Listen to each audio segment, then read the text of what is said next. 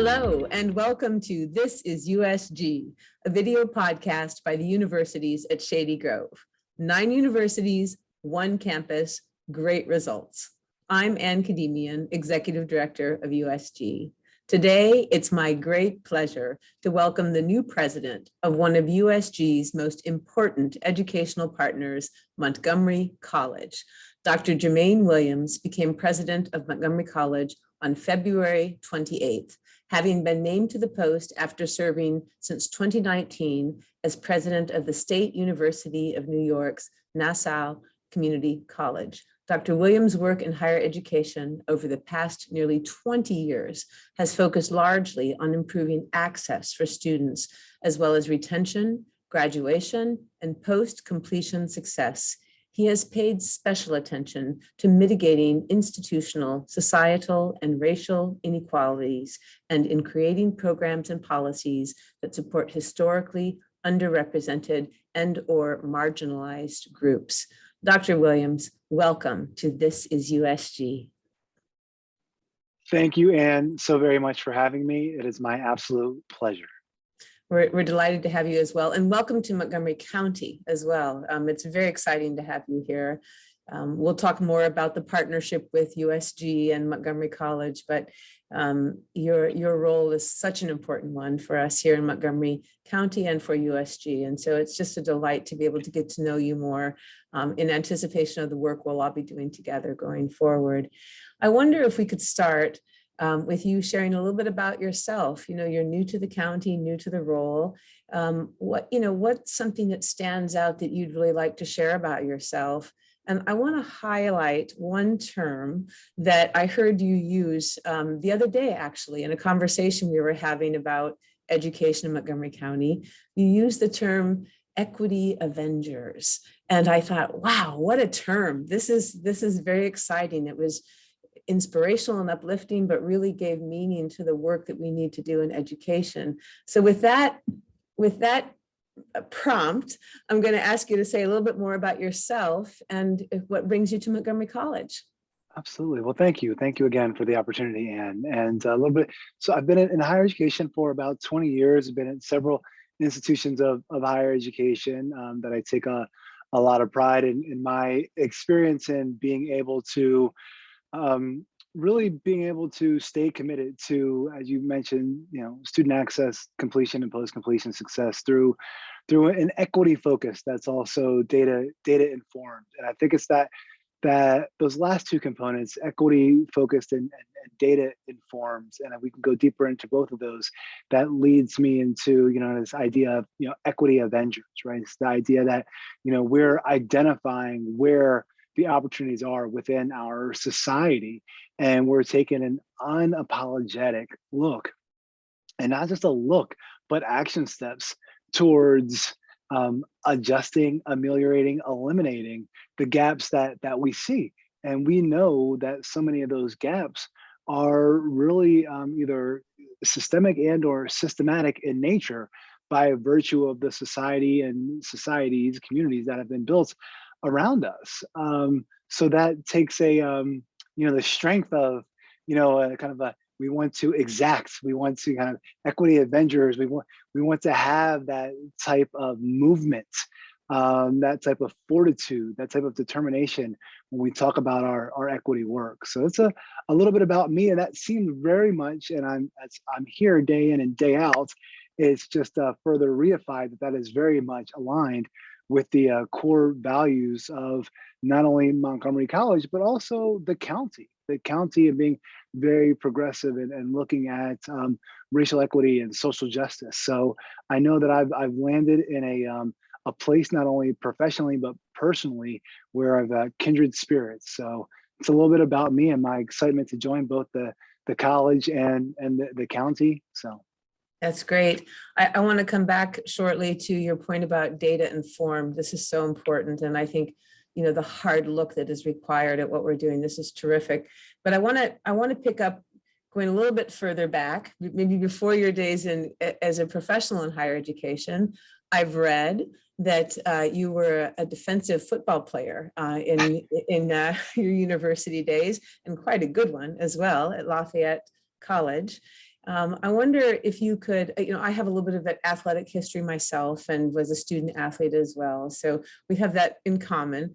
But I wonder if you could reflect a little bit on, is there any connection between your experience as an athlete? It's not easy being a student athlete and pursuing a degree, lots of challenges. But are there lessons from your days as an athlete that resonate in your efforts to lead and bring about change and to, pursue equity with teams, individually? Any connection there that you'd like to explore with us? Oh, I appreciate that. And I would say yes. I mean, I think being a part of a team, and for me, as you mentioned, it was an athletic team, provided great opportunities for leadership. It could have been a specific play on the field, right? It could have been as far as a captain role. It could have been lifting up an underclass person, right? An underclassman who was maybe having a challenging time during summer camp. So I think that I know that experience, lends itself to a great number of just opportunities where you're faced with these decision points, right? And I think as I reflect, if some of those decision points you had more of an opportunity to think through, and some of them were more split second. And I think leadership can often it can be both of those things. It can you may have a lot of time to think through decisions and be able to move with that sort of patience. And sometimes, wow, something is just facing you, and the immediacy of it is very prominent, and you need to act swiftly. Also, by inclusion and inclusivity, right? Even when you act swiftly, you need to make sure that we're engaging people, because our decisions, and I've learned this also through athletics, an individual's decision impacts so many. Yeah. Right. I think that's one of the other big takeaways outside of kind of leadership roles, because I think you can lead from so many different points of position. Is that what we do impacts others, not only on our team but external, and kind of having that ripple effect. So there's a few of the kind of, as I reflect, I don't think I've ever reflected on it in that way, but a few of the things I've gleaned from being a student athlete and transitioning those skills to leadership. So yeah, and juggling a lot of responsibilities in life at the same time as well. I think as a student athlete, a student pursuing, working your way through college, it's a lot to manage. And so there's probably also some good time management and balance issues and things in there as well. But one of the things that stands out for me in the athletic space is that, yes, there's a lot of inequities about who gets to be on the field and the equipment that people bring to the field. Right. But there is something about stepping on a field where everybody is equal when you step on the field, and there's a game, there's a set of rules, and everybody plays. And I wonder if as I think about higher education, and I think about the many barriers that are there for so many students, that you're such a leader and champion, of trying to remove those barriers and really make it more accessible. I wonder if there are lessons in sports and that just kind of, open competition or open access that apply to how you think about bringing greater equity to higher education. Absolutely. I mean, absolutely. And I think about that as you're sharing it, and yes. So, you step onto a field or a pitch or the track, and ideally, right? Ideally, us, we know that there are a certain set of rules. I think what we find interesting in the kind of the relatable piece to higher education is, well, if I had someone who was a student athlete in the same sport at the collegiate level before me, a parental figure, a sibling, I may have a little more insight to that.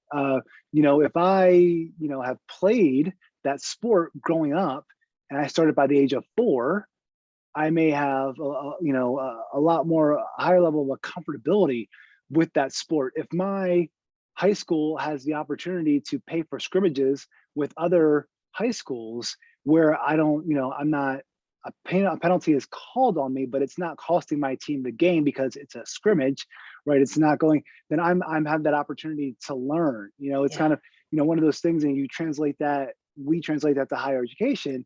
It's like, wow, yes, people are afforded at Montgomery College open access. At the same time, if I know all the rules before I get there, then even though I've received access and student B has received access, that individual is, has a higher capability to maneuver the nuances of an institution of higher education because they know look at my kids. I have a 9-year-old and a 4-year-old, right? They hear about higher education a lot. They've been, they have a father who's an administrator and they have a mother who's a faculty member. They know so much more than I did going into college as a first generation college student, right? They know more now than I knew as a 17-year-old. So when we think about that, even though the rules are the same, I think there's the kind of how we relate it to one way related to higher education is that if you have been afforded the opportunity to have all that information beforehand, that's just one instance of how you kind of go in, again, a little bit different, right? The same, but different. So. Yeah, no, I really appreciate that insight. That's fantastic. And it really gives insight into what it means to be a first generation student, right? Somebody first in their family to be going to college and all the newness of that and the leg up that someone has if they've grown up with the expectation of them going to college. So thank you. I really appreciate that insight. You're focusing here on this wonderful insight on before you go to college. A lot of your leadership is also focused on post-completion success as well. And I've heard you use the term a lot, sustainable family wages, that upon graduation, there needs to be a sustainable family wage. And if I could just add one more piece, I've heard you talk too about having a sociology degree and an anthropology degree and wondering, what am I going to do with this? Where does this take me? There's a lot of wonderful things we can do, I'm sure, but in the immediate term of it. So could you talk a little bit about why this is so important and what you mean by sustainable family wages and post-completion success? Absolutely. So, and the post-completion success part of that is, the ability to be able to have an opportunity to live, a quality life, right? We all want that ability, right? And we need to have certain items in our society to be able to do that, right? Certain items that will then produce, in some cases it's money. I think the other part of that post-completion success is an engaged citizenry, right? The opportunity to be able to engage in discourse and dialogue that you are contributing to, the community and the communities that you're part of. So it's this idea that as institutions of higher education, we provide an opportunity for individuals to experience an educational pathway that leads to a credential of economic value. And I say economic value so that I can then translate that into a job and or a career that's going to provide me with the opportunity to not only have a family, but have thrive with that family, right? Being able to afforded the opportunity to monetarily support that family.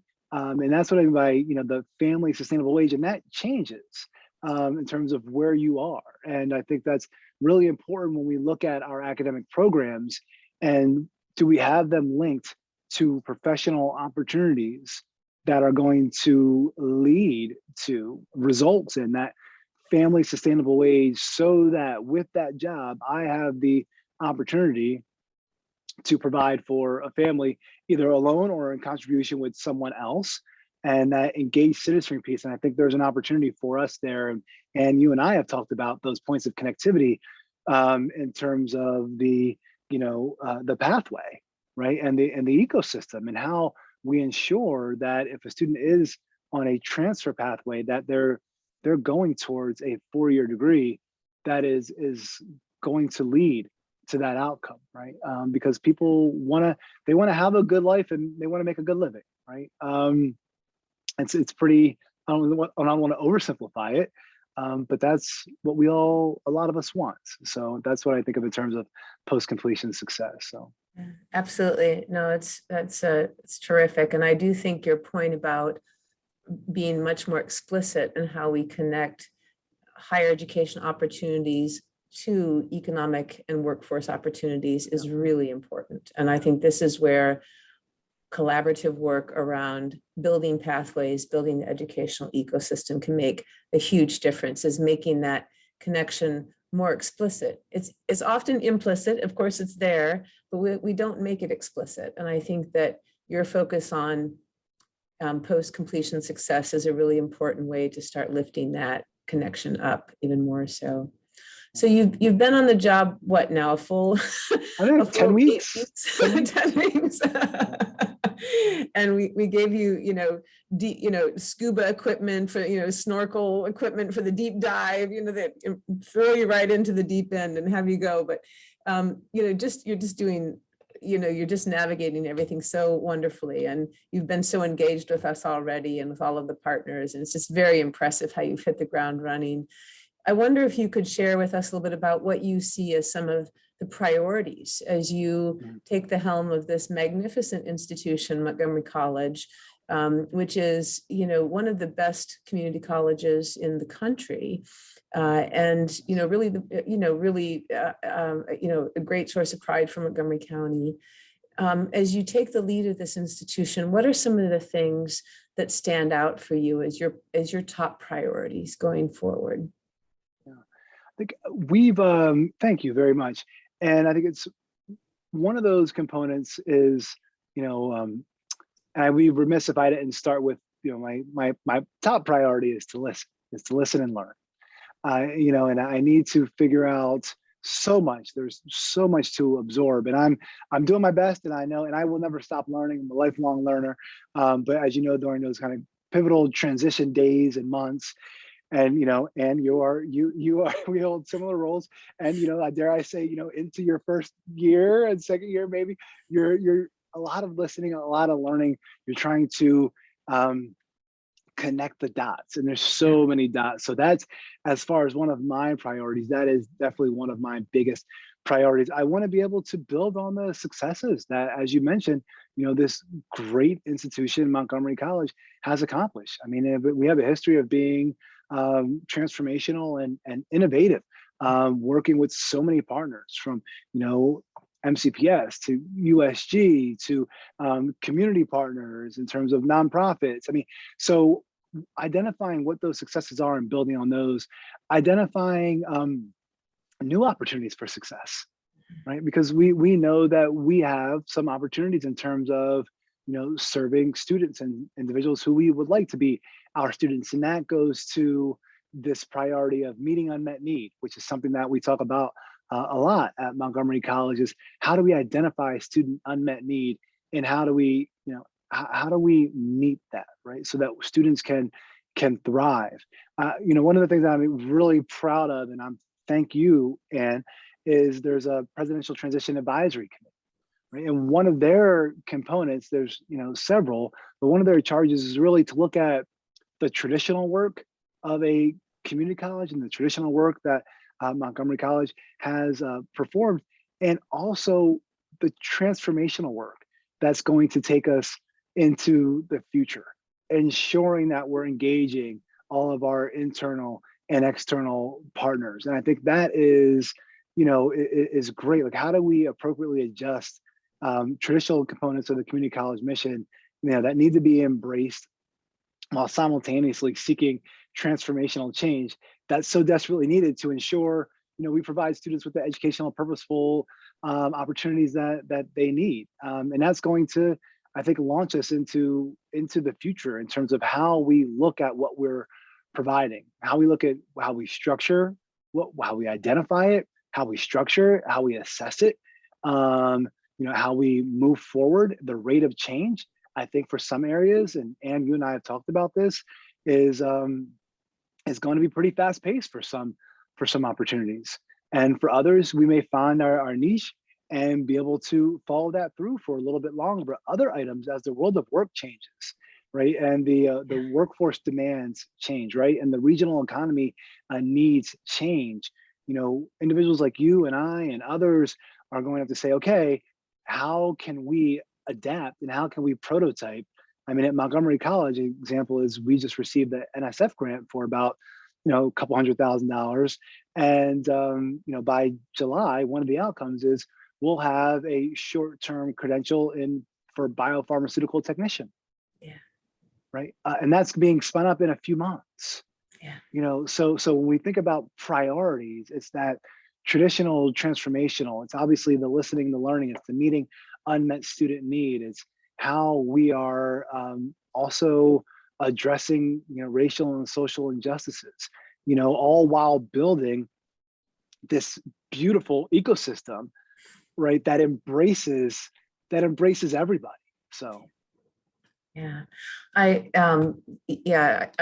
fully appreciate the need to listen and to just really hear and connect all the dots. That's a great way to describe first days and first steps in trying to understand, and also really appreciate that there are things that are just going to take time to develop and prioritize, but there are also opportunities that you have to grab and you have to build on them, like the NSF grant that you noted, and the biotechnology position as well. And I do think, I don't know that COVID didn't cause the challenges we have in higher education, but COVID certainly accentuated and increased them and sped up many of the challenges, the gaps, the concerns and challenges that our students face every day on a much greater scale because of COVID. And of course, we all did the pivot. We all pivoted and went online. And we're all coming back from that as well. But it feels like we as higher education, we will be missing a huge opportunity to really, really make progress on equity as equity avengers if we don't take advantage of this moment to really think about some big changes that really create greater access and really address some of the long-term barriers that are there. And I think there's a natural tendency now that things are kind of slowing down and we're kind of coming out of COVID and hopefully out of COVID to maybe settle. But I feel that we here in Montgomery County, it's not time to settle. I feel like it's time for us to really look hard at what we're doing and to think more comprehensively. And I wonder if you could reflect on that a little bit. What do you see coming out of COVID and this moment in time? What stands out for you, Jermaine, in terms of the urgent priorities that we have? Yeah, and thank you, Ann. And I think it is the opportunity to highlight, to amplify, to reify our commitments, and looking at access and having this conversation in terms of it's for us. And I know individuals like you and I, we've had conversations.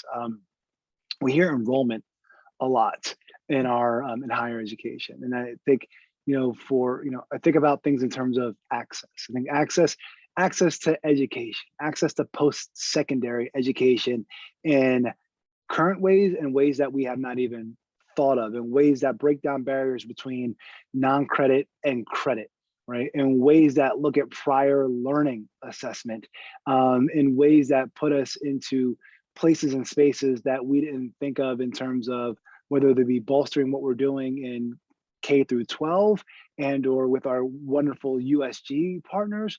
But I think it's, part of that is, my initial response is, those pathways to progress, right? Pathways to progress, right? Enhancing opportunities that align K through 12, higher education, business and industry, and societal needs, right? Identifying the challenges and opportunities and, redefining. And I think that in some instances, I do mean that it's a redefinition of educational experiences when necessary, right? So that they're aligned with the workforce, with students, and again, with society. And we think about even in terms of, what is needed for a job, right? And think about that creation of what credential is essentially needed. Is it a post-baccalaureate? Is it a 4-year? Is it a 2-year? Is it a certificate? Is it some sort of amalgamation? And I know when we've had conversations in terms of that pathway, how can we introduce individuals to pathways that they may never thought of? Right. Starting off with a certificate that maybe they're completing in high school, then leading to that associate degree at MC at Montgomery College, and then that 4-year degree at USG. All the while they're in their field, right? That certificate has given them entree into whichever field it is. Let's say it's IT, and then that associate gives them an opportunity to rise up in terms of whether it's management, salary, responsibility, and then so how are we doing this? Because that's also going to meet the workforce needs, right? And because it's consistently changing, right? It's consistently changing, and our partners in workforce are looking for those career ladders because they want individuals to stay, right? They want their employees, they want their team members to have that ideal of increasing in terms of professionally, in terms of the impact. So when I think about that, I definitely agree that it's time to move in. It's a fast moving economy and world of work, right? We need to keep pace with the quickly evolving world of work and the economy. It's essential. So that means being dynamic in our thinking. And I mentioned a few items before, but how do we just take things and completely, I don't even want to say reverse them, because it may even be more complex than reversing them. Maybe we're on a ship and we need to be on a plane. Yeah. Maybe our mode of transportation is totally different for some programs. And we think about, with our diverse population, maybe there's a, 4-credit, dual language that we have, right? Opportunity in terms of that, and I've actually seen this, where you're able to take your assessment either in one language or another, but it's a 4-credit class. It's not a non-credit class, but it's engaging, right? So I think about some of those opportunities, and I'll stop there. I get a little excited. So. No, it's wonderful, and I agree. I mean, so much of our higher education conversation is dominated by a traditional campus, a 4-year campus, students going to a campus to live on campus, eat on campus, go to sports games on campus, get their degree on campus. So much of our conversation, so much of our cultural lore is around this traditional campus. And we have amazing, beautiful, wonderful 4-year campuses that are just outstanding here in the university system of Maryland, across the country. And we'll always have a need. But we have, just as you've described, students, 75% of students in higher education today are not traditional students.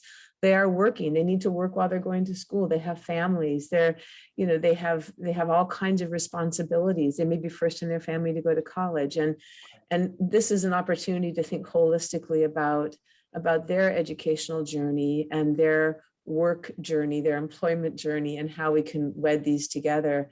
And this was to some degree the inspiration when Shady Grove, the universities at Shady Grove, was created. There was a real interest in having a 4-year degree or 4-year school here in Montgomery County, and there was a lot of debate and discussion about that. But what was created was instead a partnership between Montgomery College and USG to provide that pathway for students, a 2+2 pathway, so that students would have more direct access to the workforce, a more direct pathway, a more affordable pathway as well.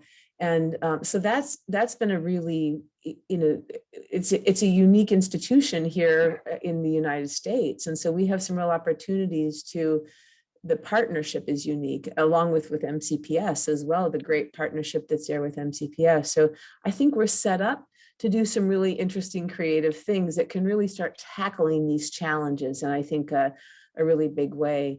And one of the areas that stands out here is the ACES program, Achieving Collegiate Excellence and Success, which I think is coming up on its 10th year anniversary. And amazing. And it's been a wonderfully successful program, focusing especially on students who are very underserved, starting in high school, and providing coaching and support and scholarship support all the way through from high school to Montgomery College to a program at USG. There's a lot there, but I wonder if you could just, you've only been on the job for 10 weeks. So I'm not going to give you a history quiz or a test right now on all those details, but what stands out for you as opportunities or levers or possibilities in this partnership?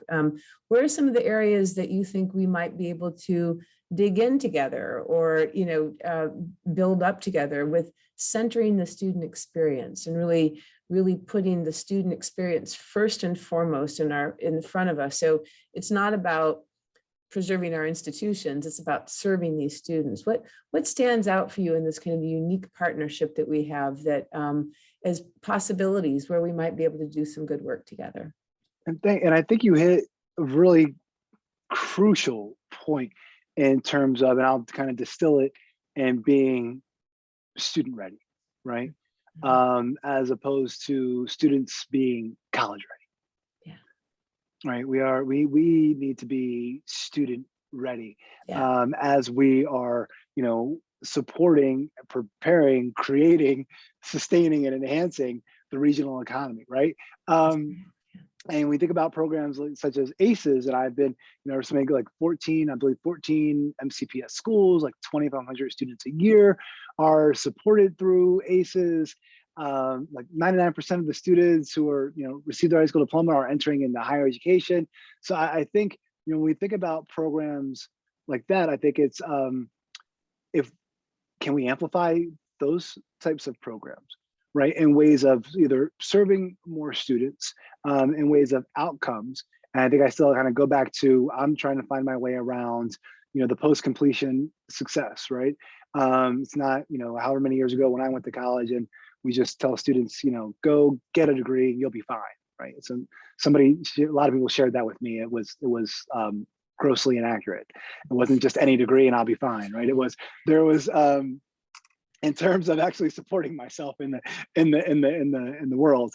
But I think it's that next step of ensuring that post-completion success is there. I think in terms of also identifying the needs that we have in our communities, and whether that is healthcare, so we know nursing, IT. I mean, in terms of the region, I recall about there were 50,000 IT jobs in the region last year, and with all of our great institutions of higher education, we have 5,000 graduates. Not 5,000 at MC, not 5,000 at USG, based on 50,000 openings in the region, 5,000. So we are looking to continue and build partnerships with you and others. Say, how do we tackle those big questions? I was talking with someone from WorkSource, with the leader of WorkSource, and we have thousands of people who are unemployed. Yeah.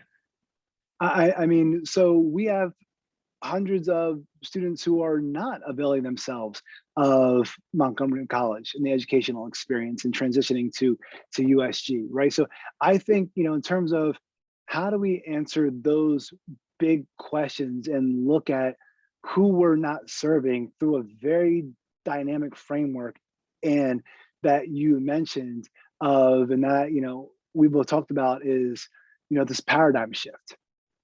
The scientific theory, like paradigm shift of putting everything on its head and not looking at it through these traditional 15-week semesters.